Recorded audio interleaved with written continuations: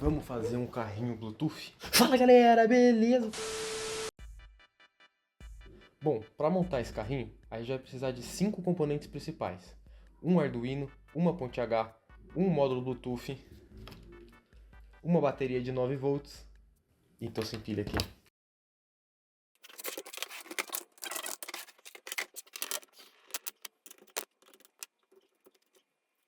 E magicamente 4 pilhas de 1,5 V, uma fonte de 6 volts. Vocês estão vendo o carrinho todo pronto, mas antes eu vou dar uma resumida nos 3 principais componentes desse projeto: o Arduino, a ponte H e o módulo Bluetooth. O primeiro deles é o Arduino.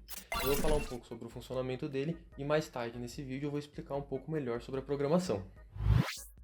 O Arduino ele possui uma entrada DC de energia, que suporta uma tensão de 6 a 20 volts, mas o recomendado é você usar de 7 a 12 volts. Junto com a porta DC, o Arduino também pode ser alimentado através do pino VIN, mas ele não pode ser alimentado por ambos simultaneamente.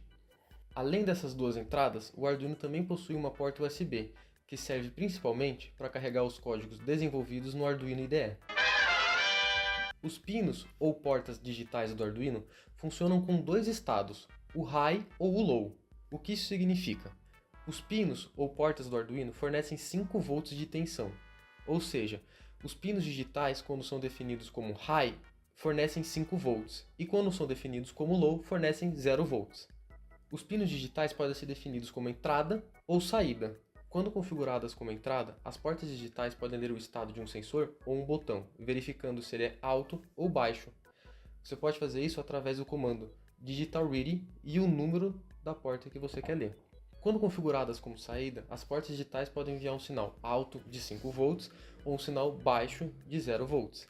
Assim, você pode controlar os componentes do seu circuito. O outro tipo de pinagem do Arduino são os pinos analógicos. As portas analógicas são usadas principalmente para ler valores de sensores que variam continuamente, como potenciômetros. Elas utilizam um conversor analógico-digital para converter o sinal analógico em valores digitais. As portas analógicas marcadas com prefixo A são as portas que o Arduino consegue interpretar os valores analógicos, que variam de 0 a 1023. Essa leitura pode ser feita com o comando analogread. O Arduino não possui saídas analógicas verdadeiras, mas ele consegue simular essas saídas utilizando o PWM. As portas digitais marcadas com TIL podem ser usadas para gerar sinais PWM.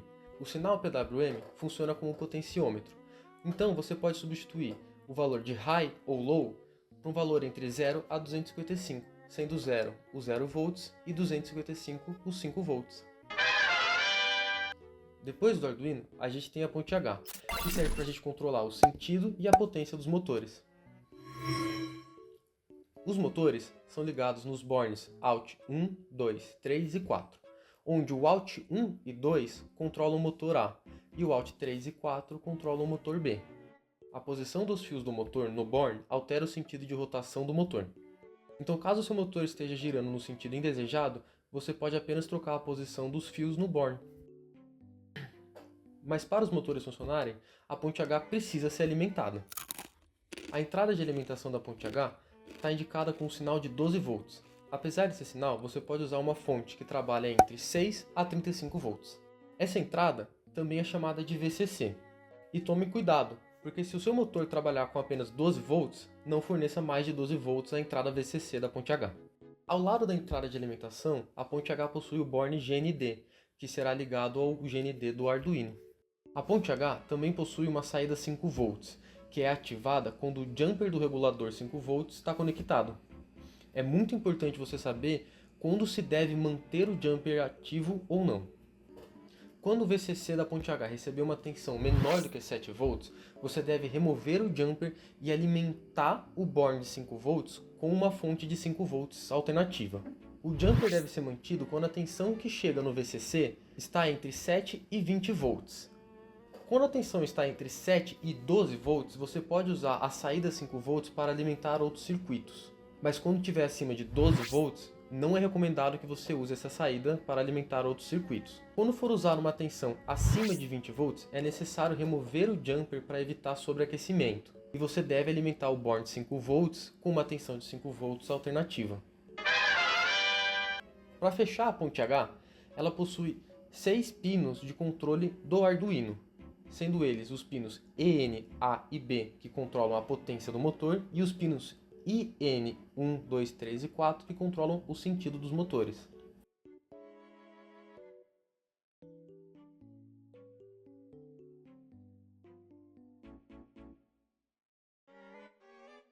Vale lembrar que as entradas ENA e ENB vêm desativadas de fábrica. Para utilizá-las, basta retirar o jumper. Esses pinos são analógicos, então você consegue controlar a potência do motor com os valores de 0 a 255. O último componente que a gente precisa entender antes da nossa montagem é o módulo HC05, ou o nosso módulo Bluetooth. O módulo Bluetooth permite que o Arduino converse sem a necessidade de cabos com outro dispositivo, que no nosso caso vai ser um aplicativo de controle remoto Bluetooth para celular. A ligação do módulo Bluetooth é bem simples. A gente vai utilizar as entradas RX, TX, VCC e GND do módulo. Vale ressaltar o funcionamento dos pinos RX e TX, sendo que o RX é uma entrada e o TX é uma saída. O Arduino também possui os pinos RX e TX, e nós vamos conectar o RX do Arduino no TX do Bluetooth e o TX do Arduino no RX do Bluetooth. Um ponto muito importante do módulo Bluetooth é que o pino RX tem um limite de tensão de 3.3 volts e a saída do Arduino é de 5 volts, então a gente tem que usar alguns resistores para limitar essa tensão. Eu vou interromper esse vídeo no meio porque os trechos anteriores foram gravados antes do projeto ser anunciado. Agora, como o projeto é um carro autônomo, eu vou dar um pouco mais de ênfase no sensor ultrassônico. O sensor ultrassônico é um módulo muito comum de se trabalhar junto com o Arduino. Como que ele funciona? Ele é parecido com um morcego. Ele tem um pino que chama eco e um outro que chama trigger. O eco envia um sinal que vai ser rebatido em um objeto e vai chegar para o trigger. Assim, com a velocidade do envio do sinal e com o tempo de resposta, ele consegue calcular a distância daquele objeto. O sensor ultrassônico ele tem 4 pinos só. Um deles é o eco, o outro é o trigger. Os outros dois é o VCC e o GND. O VCC você pode alimentar ele com 5 volts. O GND você vai ligar ele no GND do Arduino. A ligação dele é bem tranquila, mas na programação a gente tem que importar uma biblioteca específica para trabalhar com ele. Agora, com todo esse resumo, a gente pode partir para a nossa montagem do zero.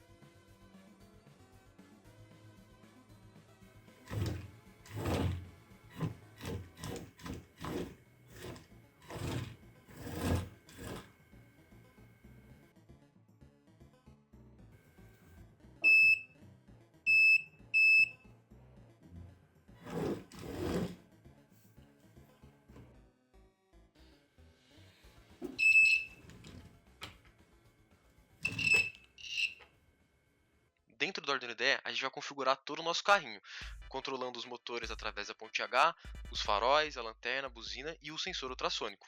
Aqui no início, eu estou declarando as variáveis para os motores. Então, eu defini o motor IN1, IN2, IN3 e IN4 nas portas que eu conectei no Arduino, que são as 9, 8, 7 e 6. E os motores ENA e ENB nas portas 10 e 5, que são PWM.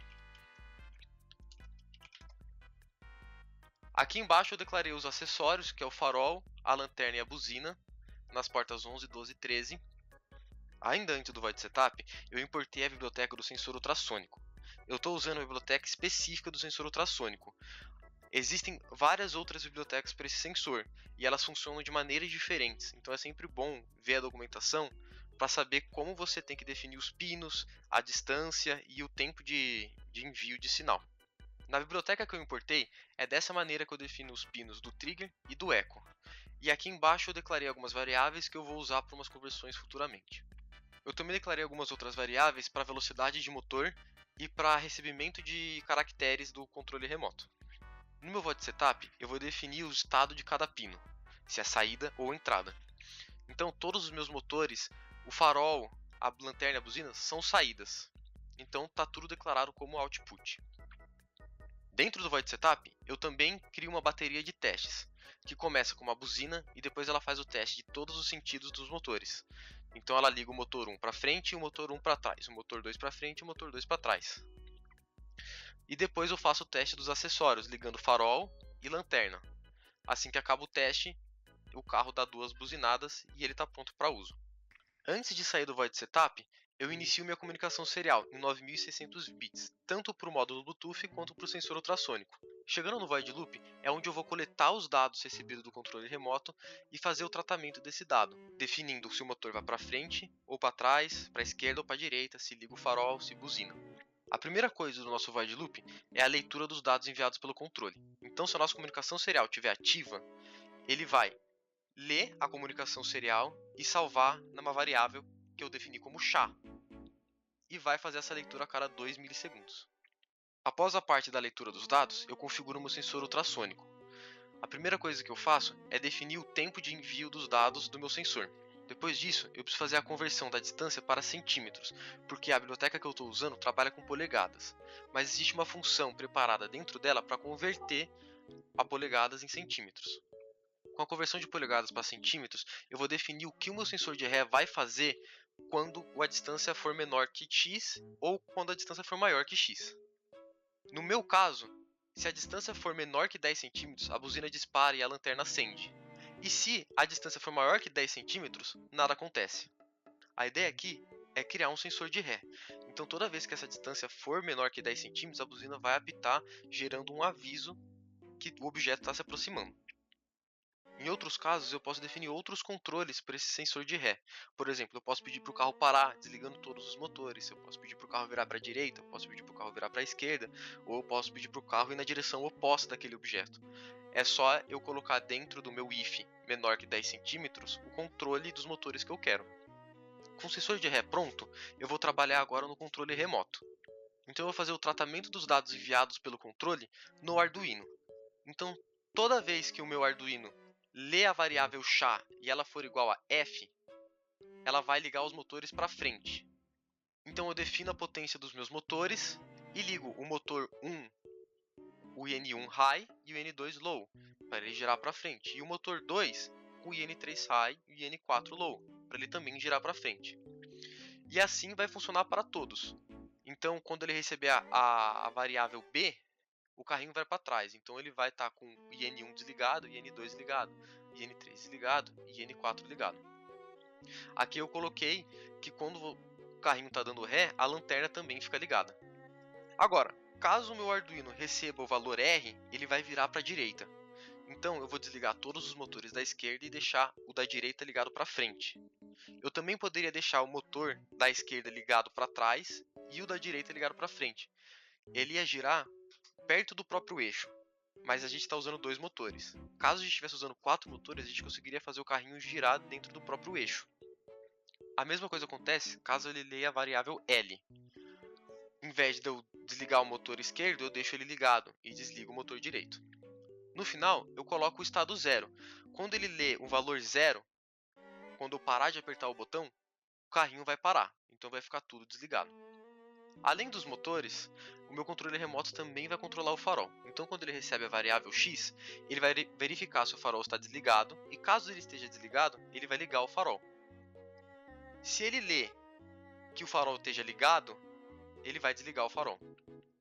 E, além do farol, a gente também tem a buzina. Então, toda vez que ele receber a variável Q, a buzina vai ligar por 300 milissegundos e depois ela desliga.